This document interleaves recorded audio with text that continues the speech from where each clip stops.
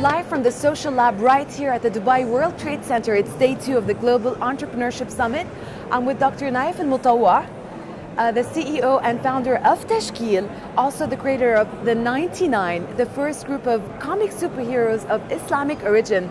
مرحبا وأهلا وسهلا فيك. أهلا وسهلا. What brings you to the 3rd Global Entrepreneurship Summit? Well, the first summit had a big surprise for me.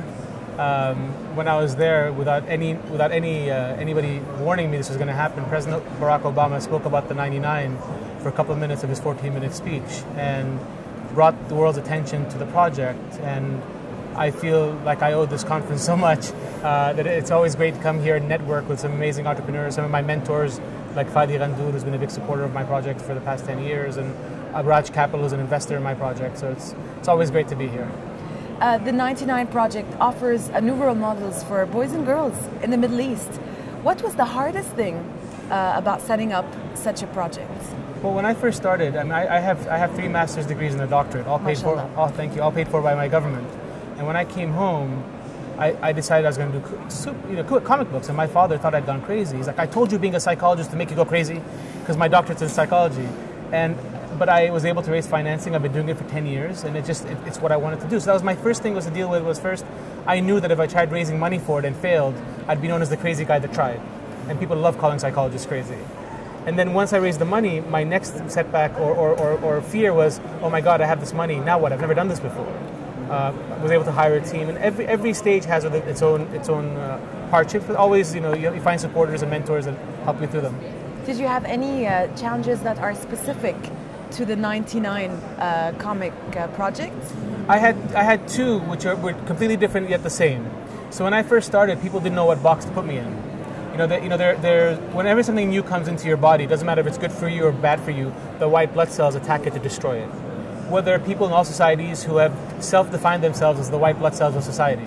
They would try to destroy anything new. We don't like the white blood cells of society. Well, they're important because they keep the immune system healthy. Yeah. But when they start attacking their own cells, it's an autoimmune disease. So basically, initially when I started here, some people tried to stop my project. They didn't succeed. Stop your project? Oh yes. They tried to stop it. We got stopped in some countries, but we were able to work those problems out. On what premise?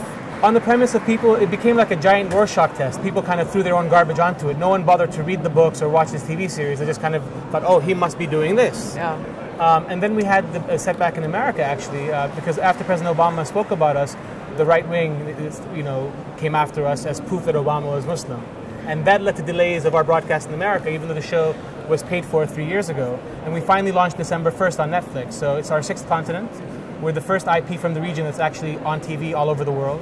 South Africa, South America, Australia, NBC3 picked it up here in Yahoo, Cartoon Network in Asia.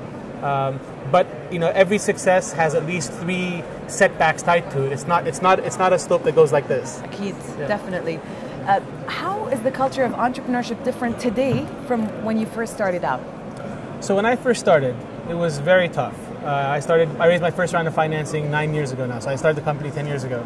And the question that I was asked the most was, how much money are you putting into it? How much money is your father putting into it? Stuff like that, which is just foreign to entrepreneurship in terms of the US, because you're valued for your education, for the sweat you put into a project. Here, at least in Kuwait, that wasn't really understood.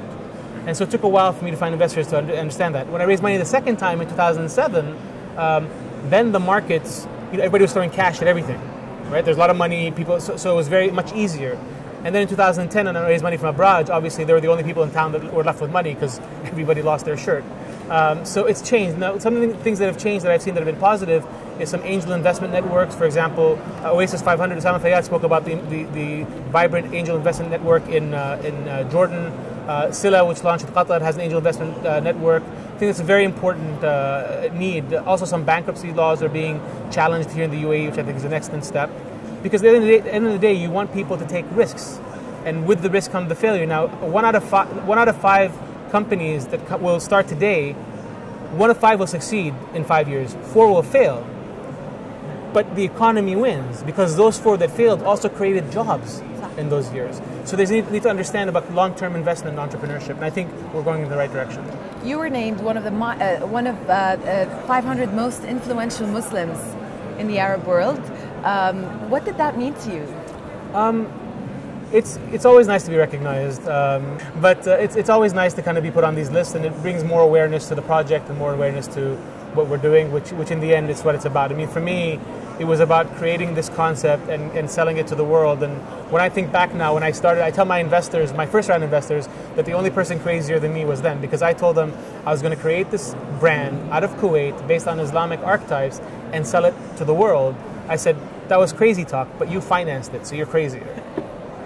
I love it. Thank you. Dr. Naif Al-Mutawa, we wish you best of luck. Thank you very much. And we hope that everybody watches the series and reads the comic books. Thank you very much for joining us at the Social Lab. Thank you very much for having me. You can join in on the conversation at GES_EVA, hashtag GES_EVA. You'll find pictures of these interviews, of course, the videos, and day 2 of the Global Entrepreneurship Summit. Stay with us.